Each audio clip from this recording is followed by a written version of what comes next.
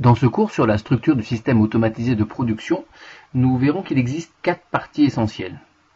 2 peu développées, la partie relation, une autre partie nommée tour à tour partie traitement ou partie protection voire partie sécurité, et les 2 incontournables, la PC, partie commande, et la PO, partie opérative, qui est subdivisée en chaîne d'action et chaîne d'information. Ainsi, dans un premier temps, nous allons parler des généralités, qui se résument par le schéma du système automatisé de production, puis nous aborderons chaque partie décrite précédemment, pour savoir qui fait quoi, et enfin nous finirons par un exercice. Voici donc le schéma global qui définit un système automatisé de production. On retrouve les 4 parties citées précédemment, la partie relation couramment nommée pupitre, la partie commande dans laquelle se trouve l'automate programmable industriel, les éléments de sécurité qui se trouvent dans la partie TPS, et dans la partie opérative, ce que j'ai nommé tout à l'heure chaîne d'action, est composé des préactionneurs et des actionneurs, parfois complétés par des effecteurs, et toujours dans cette partie opérative, ce que l'on peut appeler la chaîne d'information, qui va donner des informations à la partie commande, couramment nommée capteur, et nous avons ainsi donc le schéma général d'un système automatisé de production. Pour chaque partie, nous allons donc utiliser un verbe qui va résumer son rôle. La partie opérative, donc c'est elle qui est en contact avec la matière. On peut en général des outillages qui permettent donc de déplacer la matière ou de transformer la matière. Donc le rôle de la partie opérative, on dira que c'est la partie qui agit. Maintenant la partie commande, c'est elle qui émet des ordres vers cette fameuse partie opérative, et d'autre part informe l'opérateur au travers du pupitre de l'état d'avancement de la partie opérative.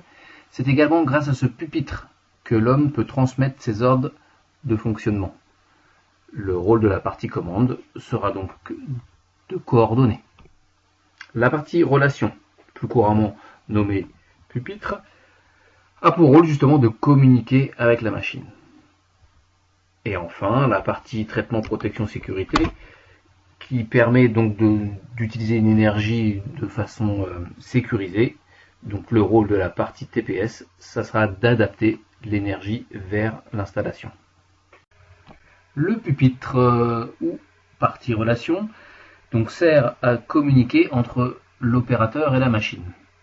Pour ce faire, donc, différentes technologies, le système tout ou rien, où l'on retrouve bouton poussoir, un bouton qu'on a couramment l'habitude d'appeler arrêt d'urgence, mais son nom plus exact est le bouton poussoir à accrochage. Ici, un bouton tournant ou bouton rotatif, voire sélecteur. Ces éléments nous permettent à l'opérateur donc de rentrer en communication avec la machine. Et ici, inversement, donc c'est la machine qui va nous donner des informations sur l'état d'avancement de la partie opérative au travers de voyants.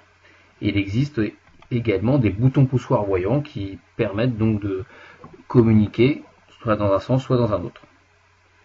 Un peu plus élaboré, le système numérique, où l'on retrouve un écran LCD, un écran à cristaux liquides, sur lequel donc on va visualiser des informations, et puis on pourra toujours communiquer vers la machine, lui donner des ordres à travers du clavier. Et enfin le système digital, un peu comme à l'image de la téléphonie, ça serait le smartphone. Entre la partie relation et la partie opérative, on retrouve la partie commande, qui va donc coordonner information et action. Sur ces 3 photos, on retrouve 2 technologies différentes, ce qu'on appelle la logique câblée. Il y a une logique câblée électrique, une logique câblée pneumatique, qu'on appelle séquenceur, et enfin la logique programmée, qui plus couramment nommée dans nos équipements API pour automate programmable industriel. À vous de retrouver qui est qui. Donc je rappelle, logique câblée électrique, logique câblée pneumatique et logique programmée. La partie protection, comme je le disais, parfois appelée partie traitement ou encore partie sécurité, a pour rôle d'utiliser une énergie disponible et de la rendre utilisable dans des conditions de sécurité optimales, que ce soit pour les équipements comme pour les personnes. On verra en détail donc quels sont les différents moyens mis à notre disposition pour utiliser une énergie de façon sécurisée. Alors il existe différentes énergies disponibles, mais toujours est-il que la principale énergie dangereuse pour un opérateur, c'est l'énergie mécanique. Toutefois, donc pour éviter tout accident, on va être amené à utiliser des transformateurs pour abaisser la quantité de courant disponible sur une installation, des disjoncteurs protégés en cas de dysfonctionnement, des fusibles, là aussi qui vont travailler en cas de dysfonctionnement, des sectionneurs qui vont autoriser ou non la mise en énergie électrique de mon appareil, des boutons d'arrêt d'urgence qui, comme je le disais tout à l'heure, sont liés en fait avec la caractérisation et du coup vont protéger essentiellement d'un risque mécanique l'opérateur. Bien souvent d'ailleurs ces carters sont canassables, tout comme les sectionneurs dont je viens de parler précédemment. Pour rester dans le domaine pneumatique, il existe des régulateurs et des limiteurs de pression qu'on retrouve également dans le système hydraulique, deux énergies cousines j'ai envie de dire. Détaillons maintenant la partie opérative, qui est composée d'une chaîne d'action dans laquelle on va retrouver les préactionneurs. Leur rôle va être de distribuer l'énergie vers les actionneurs, autre élément de la chaîne d'action. Selon leur domaine d'énergie, ils ne porteront pas le même nom. Ça, c'est la mauvaise nouvelle. La bonne, c'est qu'on vient de dire qu'ils distribuent l'énergie. Commençons par l'énergie pneumatique. Donc, le préactionneur du domaine pneumatique se nommera un distributeur. Pour l'électricité, celle-ci se propage par contact. On l'appellera pas le préactionneur du domaine électrique, un distributeur électrique, mais un contacteur. Autre bonne nouvelle, les éléments pneumatiques et hydrauliques empruntent le même vocabulaire. De ce fait, nous avons sur l'écran, et à vous de me dire qui est qui, deux distributeurs, un pneumatique, l'autre hydraulique, et une série de contacteurs.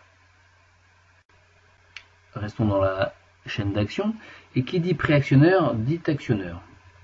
Leur rôle est de transformer une énergie primaire, qu'elle soit électrique, pneumatique, voire hydraulique, en mouvement, en énergie mécanique. On garde la même logique que pour les préactionneurs. Ici à l'écran vous avez deux vérins, puisque c'est le terme employé pour un actionneur du domaine hydraulique ou pneumatique, et un moteur. À vous de me dire qui est qui. Mais il y a des pièges. En effet, voici deux nouvelles photos et essayez de me définir, de me donner le nom de ces éléments. Mais les surprises ne s'arrêtent pas là. En effet, tous les actionneurs n'ont pas pour rôle de transformer une énergie primaire en une énergie mécanique. Par exemple, cette énergie pourra être calorifique. C'est le rôle ici d'une résistance. Dans le domaine pneumatique, tous les vérins ne font pas un mouvement linéaire. Parfois, il y a un mouvement de rotation. Donc, on emploiera des vérins rotatifs, comme ici. Toujours dans le domaine pneumatique, il est parfois utile d'aspirer, pour déplacer des éléments. Et donc, on fera appel à un générateur de vide ou venturi. C'est les photos que vous trouvez tout en bas de cette page, de part et d'autre. Les actions ont besoin parfois d'être finalisées. Voici donc des éléments qui ne sont pas toujours présents dans le système automatisé, que sont les effecteurs. Ici des ventouses qui permettent au générateur de vide à effectuer la préhension. Là, un convoyeur qui permet de déplacer des éléments, qui est le complément du moteur électrique. Alors ce peut être des convoyeurs, des tapis, des plateaux tournants. Et enfin, associé à la résistance, par exemple, une semelle de fer à repasser, puisqu'en effet la résistance n'est pas en contact direct avec le produit. Et enfin, voici les capteurs, donc qui font partie de la chaîne d'acquisition, dont le rôle va être d'acquérir. Alors acquérir quoi? Un état, un niveau de pression, un niveau de température, une force, une position, une absence bien souvent.